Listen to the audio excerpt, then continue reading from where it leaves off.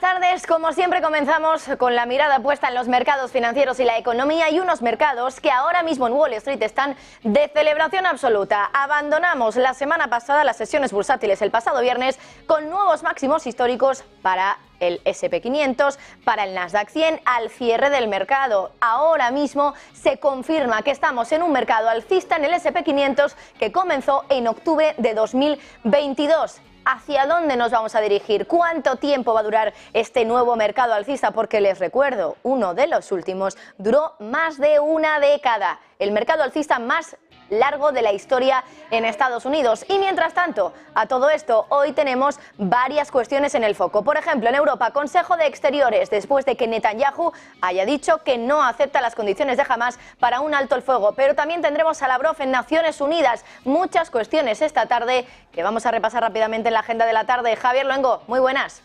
¿Qué tal, Marta? Sí, muy buenas. Y precisamente empezamos por esta comparecencia, la de Sergei Lavrov en Nueva York. Está allí el ruso en el Consejo de Seguridad de Naciones Unidas. Va a ser una comparecencia que va a arrancar en menos de una hora. Estamos pendientes de este punto de directo, también de, en estos momentos, la comparecencia diaria de la portavocía de la Casa Rosada del secretario de Javier Milei en Argentina, Manuel Adorni, tras los paros de la semana pasada, las movilizaciones en contra del DNU, y justo en la semana en esta que empezamos que se ha convocado ese paro nacional para este próximo miércoles. Estamos pendientes de estos puntos, también de las cumbres del G7, de la comparecencia que a partir de las 4:30 dará José Manuel Álvarez, el que es ministro de Exteriores de España, tras el Consejo de la Unión Europea, el Consejo de Ministros de Exteriores de la Unión Europea, en el que han dado luz verde al plan de paz de Josep Borrell para Gaza. De momento la situación viene a ser esta, en un contexto en el que veremos a Christine Lagarde, la presidenta del Banco Central Europeo, en este inicio de semana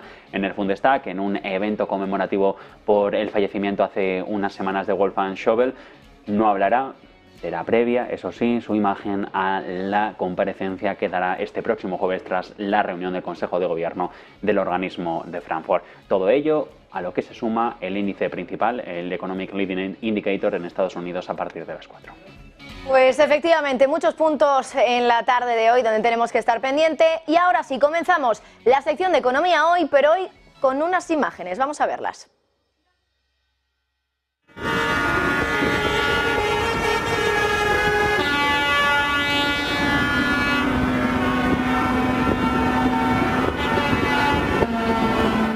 Pues hace justo una semana este fue el sonido que se escuchaba por las calles de Berlín, la capital de la llamada locomotora europea. La semana pasada, el lunes, se celebraba una gran manifestación en Berlín por parte de los agricultores, un sector muy enfadado con el gobierno por las medidas puestas en marcha por Scholz para cuadrar las cuentas. Unas medidas que han provocado que se le quiten a los agricultores esa exención de impuestos sobre el diésel, entre otras cosas. La manifestación acabó, bueno, ya lo saben, sin más cesiones por parte del gobierno. De hecho, terminó con un ministro de Finanzas, con Christian Lindner, que les dijo a los enfadados agricultores que no había más dinero, que lo que había que hacer ahora era luchar juntos. Bueno, pues fíjense, desde luego, en ese ruido ensordecedor que veíamos en estas imágenes de las protestas en Alemania esta pasada semana, pero fíjense también como en las declaraciones que hace Lindner precisamente en esas protestas, el ruido de los pitidos de los tractores es casi más alto de lo que, bueno, la voz de Christian Lindner en estas declaraciones. Vamos a escuchar cómo decía, cómo les transmitía a estos agricultores tan enfadados que no había más dinero. Y enseguida les cuento por qué se lo digo. Ich kann Ihnen heute nicht mehr staatliche Hilfe versprechen aus dem Bundeshaushalt. Aber wir können gemeinsam dafür streiten, dass Sie wieder mehr Freiheit und wieder mehr Vertrauen für Ihre Arbeit. Bueno, en Alemania un día protestan los agricultores, otro de repente, por cierto, se manifiesta otro sector. Hoy les ha tocado, en este caso en Alemania, a los maquinistas de trenes. Bueno, el sindicato de estos trabajadores ha convocado hoy una cuarta ronda de huelgas por una disputa salarial. Y enseguida vamos a hablar en detalle de esta disputa y, por cierto, es una huelga que se va a desarrollar posiblemente desde el miércoles hasta el lunes de la próxima semana. Esa lucha es con Deutsche Bahn, que es la principal empresa ferroviaria de Alemania, que es una empresa, por cierto, privada, de donde, bueno, el Estado es el accionista mayoritario. Desde el sindicato, claro, ¿qué es lo que piden o de qué es de lo que se quejan, pues de que no tienen una subida salarial en condiciones y de hecho dicen, sin una oferta de subida de salario del 13% y sin la posibilidad, atención, de una semana de 37 horas con el mismo salario, la propuesta de la empresa sería algo totalmente irresponsable. Así que no son pocas las condiciones que piden desde los sindicatos que se tengan en cuenta para poder evitar que se produzcan más huelgas de este tipo. Bueno, también, fíjense por cierto en lo de las 37 horas que piden los alemanes y que aquí también en España ha sido uno de los temas de la jornada. Enseguida se lo contamos. Pero volviendo a Alemania, la lucha entre esta empresa, Deutsche Bahn, y los sindicatos empezó ya en noviembre del año pasado. El sindicato lo que está buscando es una semana laboral reducida para los trabajadores, una semana además por turnos, de 38 horas a 35 horas con los salarios actuales, es decir, que no se rebaje el salario si se reduce la jornada laboral. Bueno, la cuestión es que este es solo uno de los muchos ejemplos que estamos viendo a lo ancho y a lo largo de Europa, donde miles de trabajadores salen a las calles, en muchos casos por los efectos de la inflación y por el hecho de que sus salarios no han subido nada. Pero atención, porque sobre todo quienes más se están quejando, quienes más se están manifestando ahora mismo en las calles europeas es el sector agricultor y se queja de los salarios, de lo mucho que han subido los precios, pero no sus salarios, y además también se quejan de cómo esta transición verde les está afectando a ellos también. Bueno, recuerden, por cierto, hablando de la inflación y los salarios, que aunque siempre estamos hablando de que la inflación está bajando, de que ya está cerca del objetivo del Banco Central Europeo, la realidad es que los precios siguen subiendo y que no han bajado en ningún momento. De hecho, ni se puede especular o pensar que realmente vayan a volver a esos niveles que teníamos antes de que comenzara toda esta crisis inflacionaria. El Banco Central Europeo tampoco lo permitiría. No quiere una deflación, no quiere que los precios bajen. Por lo tanto, esta es la situación a la que se están enfrentando los agricultores y los trabajadores, en definitiva, en Europa. Unos salarios que han subido un poquito, sí, pero que no han subido al mismo ritmo que ha subido la inflación, que han subido el resto de los precios. Pero eso sí, las protestas no solo se están viendo en Alemania. Hoy mismo cuenta Reuters que los agricultores de Francia también han amenazado con ampliar las protestas antes de reunirse con el gobierno. Una reunión, por cierto, donde se pretende abordar esa ira que tiene ahora mismo el sector por culpa de las presiones de los precios, de la presión de la inflación, de los impuestos y, como les decía antes, la regulación verde, porque a la vista está que este es un tema que se está compartiendo prácticamente por parte de casi todos los agricultores de Europa. De hecho, la semana pasada ya en Francia los agricultores franceses hicieron lo mismo que los alemanes, bloquearon carreteras en gran parte del país, insistían en que estaban hartos, que había sensación de hartazgo entre el sector y entre sus quejas pues ponían, por ejemplo, un impuesto gubernamental sobre el combustible para los tractores, importaciones más baratas, problemas de almacenamiento de agua, presiones de precio de los minoristas y también problemas de burocracia. Claro, todo esto ocurre mientras en Francia, por cierto, igual que en el resto de Europa, nos estamos preparando para las elecciones europeas, las del Parlamento, en junio, y aquí también hay partidos que están aprovechando este malestar general que existe entre la ciudadanía europea para respaldar a estos sectores, como el agricultor, y luego salir también beneficiado en las elecciones. Puede ser también el caso, por ejemplo, o al menos así lo cree Emmanuel Macron, el presidente francés, de los partidos más ultraconservadores. En Rumanía incluso también hay protestas. Aquí agricultores y camioneros llevan más de 10 días protestando. Lo que exigen es impuestos más bajos y beneficios más justos. Es verdad que la semana pasada ya hubo negociaciones con el gobierno de Marcel Ciolacu, pero es verdad que han fracasado y los manifestantes siguen quejándose, siguen protestándose. Entre otras cosas, los camioneros y los agricultores están molestos por el aumento del coste de los seguros para la maquinaria pesada y también en los últimos días, por cierto, estos agricultores incluso han llegado a bloquear la frontera con Ucrania, la frontera entre Rumanía y Ucrania. Así que ya lo están viendo, por lo ancho y lo largo en Europa, estamos viendo en muchos países, hemos citado el ejemplo de Rumanía, de Francia, de Alemania, protestas que además confluyen en el tiempo y además también en el sector. Todos son sectores agricultores. No están de acuerdo con cómo se está gestionando esta crisis inflacionaria para ellos, ni tampoco con cómo se está gestionando la transición verde, la transición ecológica y cómo les está afectando a los agricultores. Un sector, por cierto, crucial para muchos países europeos, entre ellos, por ejemplo, el nuestro, España.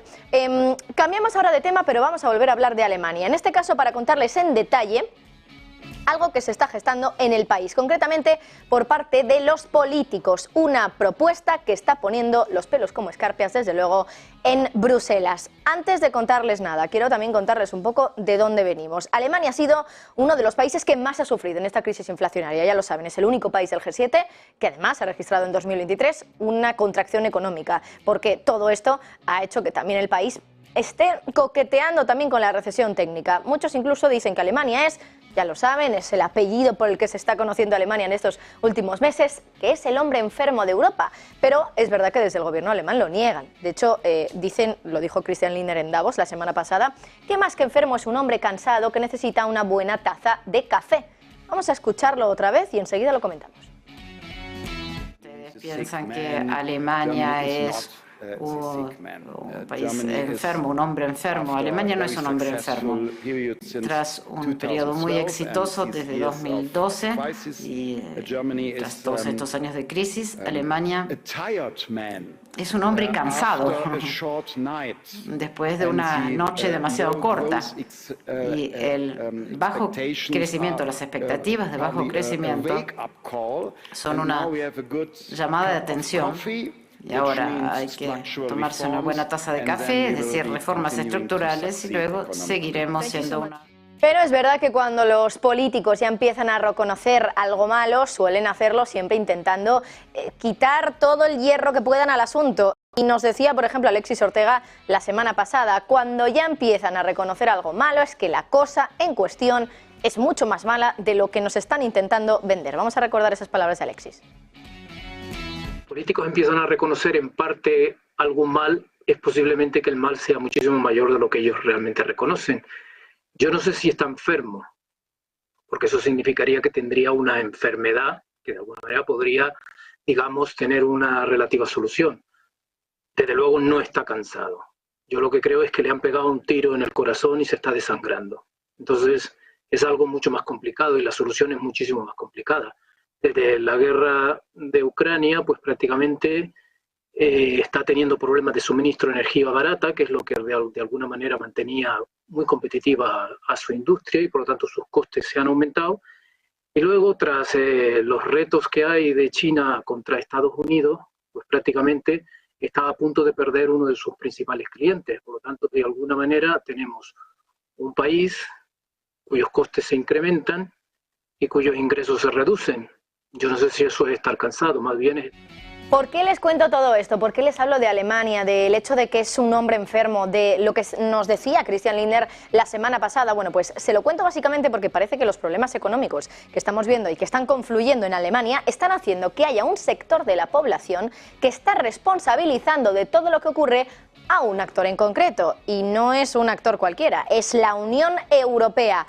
Algo que recuerda un poco, seguro que a ustedes también se lo recuerda, a lo que ocurrió en el Reino Unido con el Brexit. Y es que precisamente van por ahí los tiros. La extrema derecha, el partido ultraconservador alemán llamado Alternativa para Alemania, ha llegado a prometer que va a impulsar un referéndum estilo Brexit sobre la membresía de Alemania en la Unión Europea en el caso de que este partido llegue al poder. La líder, por cierto, del partido, Alice Weidel, ha llegado a elogiar la salida del Reino Unido del bloque como algo totalmente correcto. De hecho, decía que es un modelo para Alemania que se pueda tomar una decisión soberana como la que tomó el Reino Unido en su día. Weidel, de hecho, ha insistido en que si su partido llega al gobierno, buscaría reformar la Unión Europea por un lado, eliminar su déficit democrático, restringiendo incluso, y atención con esto, los poderes de la Comisión Europea porque piensan que es un órgano ejecutivo que no ha sido electo. Pero eso sí dice, claro, si una reforma de la Unión Europea no es posible, si no logramos reconstruir la soberanía de los Estados miembros de la Unión Europea,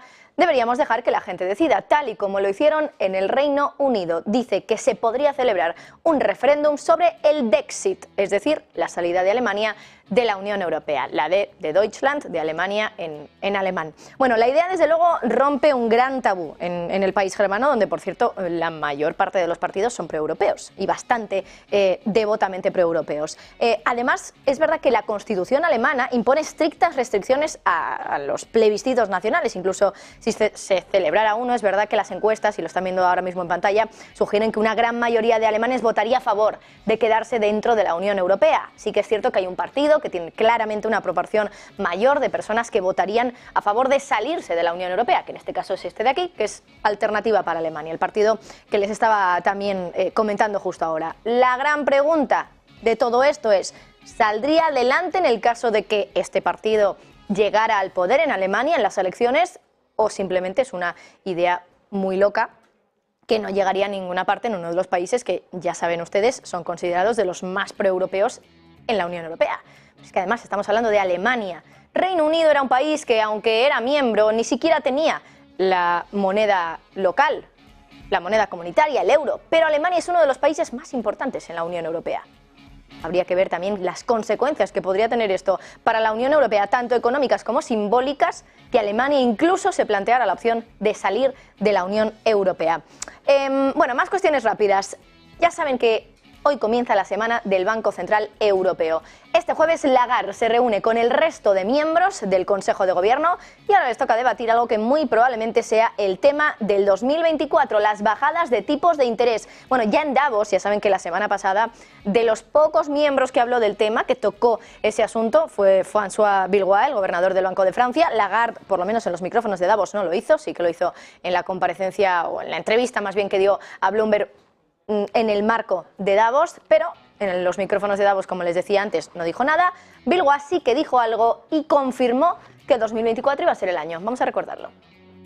I think in nominal terms, obviously they shouldn't be higher than today. And bearing major surprises, we look at the Middle East, our next move will be a cut probably this year. I will not comment on the season. Why don't I say anything? I said it should be this year, bearing major surprises.